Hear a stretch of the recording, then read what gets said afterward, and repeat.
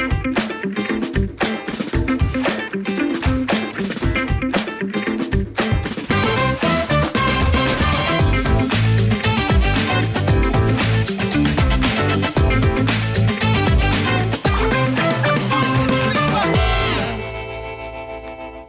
Guys, welcome back to the fantasy show presented by cricket Gyan. मैं हूं अंश शर्मा और मेरे साथ एक बार फिर जुड़ चुकी हैं आस्था, जो आस्था आपको बताएंगे कि आस्था की दिवाली कैसी रही। मेरी दिवाली बहुत ही अच्छी रही। अंश, आपकी दिवाली कैसी रही? मेरी दिवाली भी बहुत अच्छी थी और उम्मीद करते हैं कि जो हमारे यूजर्स हैं उनकी भी दिवाली बहुत अच्छी रही होगी, क्योंकि गाइस जो हमारे फैंटेसी पॉइंट्स है ना, अगर आप पिछले 3-4 मैच उठाकर देखेंगे तो इतने सारे पॉइंट्स आए हैं कि हमारे सारे यूजर्स ने ढेरों इनाम जीत लिए हैं। अब अगर आप सोच रहे हैं कि मैं हर बार आपको सिर्फ पॉइंट्स के बारे में बताता हूं और प्रूफ नहीं दिखाता हूं, तो आज मैं आपको प्रूफ जरूर दिखाऊंगा। तो सबसे पहले अगर पिछले मैच की बात करें जो कि इंडिया और नेदरलैंड्स के बीच खेला गया था, तो हमारी फैंटेसी पॉइंट्स के जो पॉइंट्स थे वो थे 845।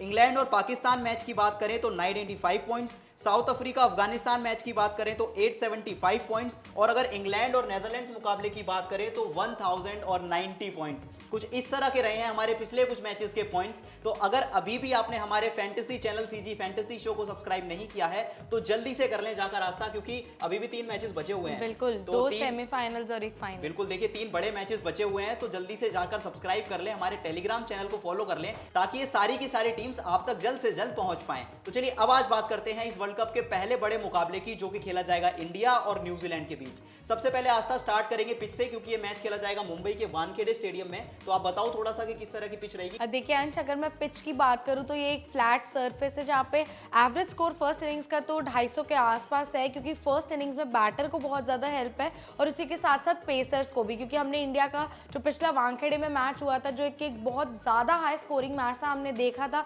कि रन्स बहुत ज़्यादा पड़ रहे हैं। तो अगर इसी पिच पर हम सेकेंड इनिंग्स की बात करें तो वहाँ पर रन्स तो आ ही रहे हैं कंसिस्टेंटली, बट पेसर्स की जगह जो स्पिनर्स है वो ज़्यादा से ज़्यादा एक्शन में आने वाले हैं। तो इस टीम में ना देखिए परफेक्ट बैलेंस चाहिए स्पिनर्स का भी और पेसर्स का भी। बिल्कुल, देखिए रन्स तो आएंगे, या मुंबई में मैच है और मुंबई बॉयज की बात कर लें, रोहित शर्मा है, श्रेयस अय्यर हैं, तो रन्स क्यों नहीं आएंगे, बहुत सारे रन्स आएंगे इस पिच पर। लेकिन रन्स तभी आएंगे जब मैच में बारिश ना हो। तो सबसे पहले वेदर अपडेट भी जान लेना बहुत जरूरी है कि किस तरह के रेन के चांसेस हैं इस मुकाबले में आस्था। देखिए अंश, बारिश तो बिल्कुल नहीं है, बिल्कुल एक आइडियल सा क्लाइमेट जो अभी तक दिख रहा है वो यही है कि 30 to 34 डिग्री के आसपास टेम्परेचर रहेगा। बारिश बिल्कुल भी नहीं है और जो ह्यूमिडिटी भी है वो भी सिर्फ 45% है। मतलब वानखेड़े का मैदान है, मुझे लगता है सारे इंडियंस जाने वाले, और न्यूजीलैंड के साथ जो ये मैच है ना वो बहुत हाई क्लास मैच होने वाला है, तो ज़्यादा से ज़्यादा लोग जाएंगे और मौसम बहुत ही अच्छा है, ज़रूर जाइए देखिए। चलो जरूर जाइए। देखिए बारिश नहीं होगी, क्योंकि अगर इंडिया न्यूजीलैंड मैच की बात होती है तो बारिश तो ऑटोमेटिकली आई जाती है। देखिए 2019 वर्ल्ड कप का वो मैच याद आता है आस्था, बारिश हुई थी, 2 दिन में मैच खत्म हुआ था और इंडियन फैंस का दिल टूट गया था। लेकिन उम्मीद करेंगे इस बार एक अच्छा मैच हो, बारिश बिल्कुल भी ना आए और दोनों टीमें अपना 100% देती हुई नजर आए इस मैच में। तो चलिए दोनों टीमों की बात कर ली है तो प्रोबेबल प्लेइंग 11 पर भी नजर डाल लेते हैं। सबसे पहले आस्था, इंडिया टीम की प्रोबेबल प्लेइंग 11 किस तरह की हो सकती है? देखिए अंश, अगर मैं इंडियन टीम की प्रोबेबल प्लेइंग 11 की बात करूं तो उसमें सबसे पहले रोहित शर्मा, उसके बाद आपके शुभमन गिल, फिर विराट कोहली के बाद आ जाएंगे आपके श्रेयस अय्यर, केएल राहुल, सूर्य कुमार यादव, रविंद्र जडेजा, कुलदीप यादव, मोहम्मद शामी, जसप्रीत बुमराह और मोहम्मद सिराज।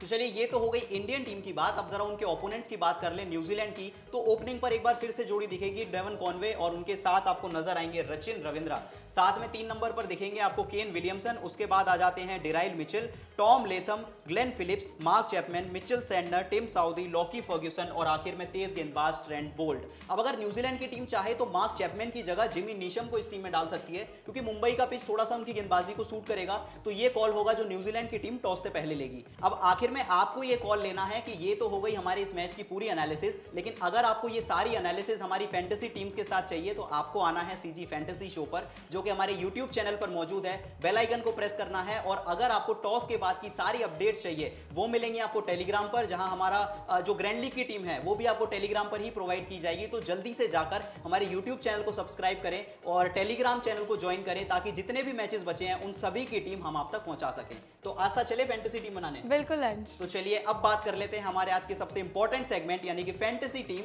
इंडिया और न्यूजीलैंड मुकाबले की। तो चलिए सीधा वहीं चलते हैं। तो चलिए गाइस, अब बना लेते हैं इंडिया और न्यूजीलैंड मुकाबले की बेस्ट फैंटेसी टीम और पहला प्लेयर बताएगी आस्था। देखिए सबसे पहला प्लेयर मैं लेना चाहूँगी मोहम्मद शमी को।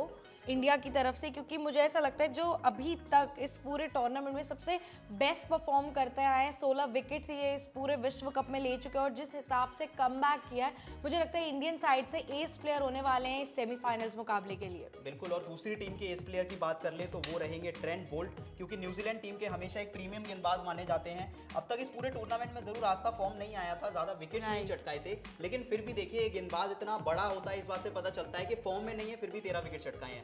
तो पिछले मुकाबले में जब श्रीलंका के सामने इन्होंने गेंदबाजी की थी तो नई बॉल बहुत अच्छे से स्विंग करा रहे थे, और खासतौर पर जब सामने इंडियन की टीम हो, नॉकआउट गेम हो, तो ट्रेंट बोल्ट को लेना तो देखिए ऑब्वियस सी बात बन जाती है। तो इसलिए इनको तो आप अपनी टीम में रखिए भी, और अगर न्यूजीलैंड की पहले गेंदबाजी आ जाती है तो आप कैप्टन या वाइस कैप्टन भी बना सकते हैं।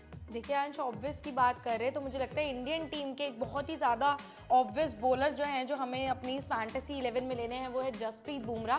जैसे कि हम ट्रेंट बोल्ट की बात कर रहे थे, इतने ज़्यादा फॉर्म में नहीं दिखे हैं, कहीं ना कहीं जसप्रीत बुमराह का भी हल्का सा वो वाला एज आ रहा है, लेकिन वानखेड़े का मैदान है, मुंबई इंडियंस की तरफ से इतने सालों से जसप्रीत बुमराह खेल रहे हैं, तो इस पिच को बहुत ही ज़्यादा अच्छे से जानते हैं और न्यूजीलैंड के खिलाफ उनके इतने ज़्यादा विकेट्स हैं, बहुत अच्छे से उस टीम को भी समझते हैं। तो इंडियन साइड से जो एक और एस प्लेयर जो मैं देख रही हूँ बॉलर्स में, वो जसप्रीत बुमराह होने वाले हैं, तो आप उन्हें भी अपनी टीम में जरूर लीजिए। बिल्कुल, और देखिए अब थोड़ा ऑलराउंडर्स की बात कर लेते हैं, क्योंकि बड़ा मैच है और आपको ज़्यादा से ज़्यादा ऐसे प्लेयर्स लेने हैं जो कि आपको बैटिंग और बॉलिंग दोनों से कंट्रीब्यूट करें। और देखिए मिचेल सैंडनर का रिकॉर्ड अक्सर बहुत अच्छा रहता है इंडिया के सामने, जब भी गेंदबाजी करते हैं इनको उतना क्रेडिट नहीं दिया जाता है अपने परफॉर्मेंस के लिए, काफ़ी अंडररेटेड है न्यूजीलैंड में, लेकिन बैटिंग भी करते हैं जब जब नीचे ज़रूरत पड़ती है, बॉलिंग बहुत अच्छी करते हैं, और देखा है हमने रोहित शर्मा हो, विराट कोहली हो, लेफ्ट आर्म स्पिनर्स के सामने फंसते हुए भी नजर आते हैं। तो देखिए बहुत एक सेफ पिक होंगे इस मुकाबले में, मिचेल सैंडनर को अपनी टीम में जरूर रखिए। तो देखिए अगर ऑलराउंडर्स की बात हो रही है तो मुझे ऐसा लगता है कि रविंद्र जडेजा को तो हम भूल ही नहीं सकते हैं, चाहे बैट हो, चाहे बॉल हो, चाहे फील्डिंग हो, मतलब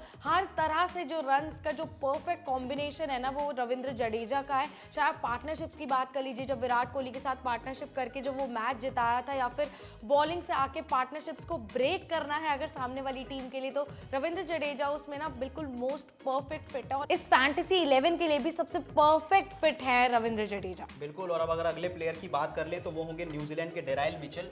आपको याद होगा पिछला एक मैच खेला गया था इंडिया न्यूजीलैंड का ही धर्मशाला के मैदान पर, और न्यूजीलैंड की बैटिंग फ्लॉप हो गई थी उस मैच में, लेकिन डेराइल मिचेल ने न सिर्फ इनकी पारी को संभाला था बल्कि एक बड़ा शतक भी लगाया था। तो जरूर एक बार फिर जब इस बॉलिंग अटैक के सामने उतरेंगे तो वो कॉन्फिडेंस लेकर आएंगे, और मुझे लगता है एक सेफ पिक होंगे, क्योंकि अगर टॉप ऑर्डर अगर शुरुआत में नई बॉल से आउट हो जाता है तो डेराइल मिचेल न्यूजीलैंड की टीम को संभाल सकते हैं।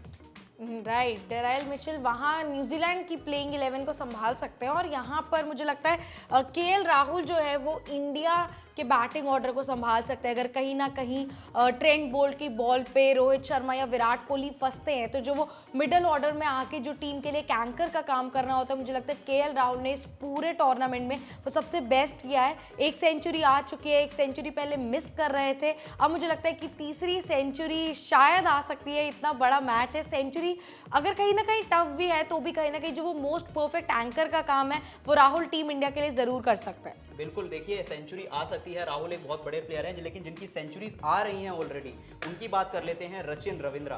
बार बार मैं यही बात कहता हूँ इस प्लेयर की, इस पूरे टूर्नामेंट की फाइन रहे हैं अब तक न्यूजीलैंड के लिए, क्योंकि लेफ्ट आर्म गेंदबाजी भी करते हैं, लेकिन जितना ये ऑलराउंडर के तौर पर इससे पहले जाने जाते थे, इस बार अपनी बैटिंग से खुद को काफी ज्यादा साबित किया है। इन्होंने पूरे टूर्नामेंट में शानदार बैटिंग की है और केन विलियमसन तक को रिप्लेस कर दिया था शुरुआत में। तो देखिए रचिन रविंद्रा बहुत अच्छे एक पिक होने वाले हैं इस मुकाबले में, क्योंकि ऑलराउंड एबिलिटीज है, साथ ही में पूरे टूर्नामेंट में फॉर्म में भी रहे हैं, तो इससे बेहतर क्या ही पिक हो सकता है आपके लिए। रचिन रविंद्रा को रखिए और वाइस कैप्टन भी बना दीजिए अगर आप चाहें तो। देखिए मुझे ऐसा लगता है कि जो ये आप परफेक्ट पिक की बात कर रहे हैं ना इस वर्ल्ड कप में, तो मुझे लगता है कि रोहित शर्मा का नाम भी हमें नहीं भूलना चाहिए, क्योंकि इस पूरे टूर्नामेंट में जितने अग्रेसिव फॉर्म में खेल रहे हैं, being the senior of the team, जब शुभमन के साथ बैटिंग करने आते हैं, कितना अच्छा इनका स्ट्राइक रेट बन चुका है। अगर कुछ कन्वर्जन्स नहीं आ रहे, अगर हाफ सेंचुरी या सेंचुरी नहीं भी आ रही है, तो भी उस मैच में कम बॉल्स पे ज़्यादा रन बना के जो मतलब अटमोस्ट स्ट्राइक रेट जो इस विश्व कप में रोहित शर्मा का देखा गया, और चेंज ऑफ रोहित शर्मा जो कहा जा रहा है, तो मुझे लगता है इस फैंटेसी 11 के लिए भी ना रोहित शर्मा सबसे बेस्ट पिक होने वाले हैं। बिल्कुल, देखिए बेस्ट पिक होने वाले हैं, बेस्ट पिक तो हो चुके हैं हमारे ऑलरेडी ये 9 प्लेयर्स।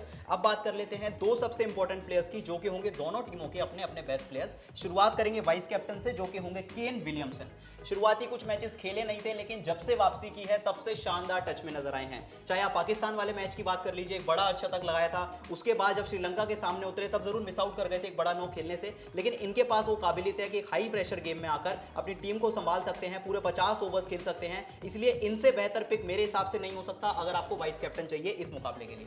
देखिए, सबसे शानदार पिक और हर एंगल में आके अपनी टीम को बचाना, तो कैप्टन हमने अपनी इस टीम के लिए हैं वो है विराट कोहली। मुझे नहीं लगता कि किंग कोहली की फॉर्म पर किसी को भी शक है। 49 सेंचुरी आ चुकी है, 50th सेंचुरी की कहीं ना कहीं तलाश में होंगे और इस न्यूजीलैंड वाले मैच में मुझे लग रहा है कि काफ़ी अच्छा नॉक देने वाले, क्योंकि ऐसा देखा गया है जहाँ पर भी इंपॉर्टेंट नॉक्स की बात आती है, इंपॉर्टेंट मैचेस की बात आती है, अपनी टीम को जिताने की बात आती है, तो विराट कोहली का नाम सबसे पहले लिया जाता है।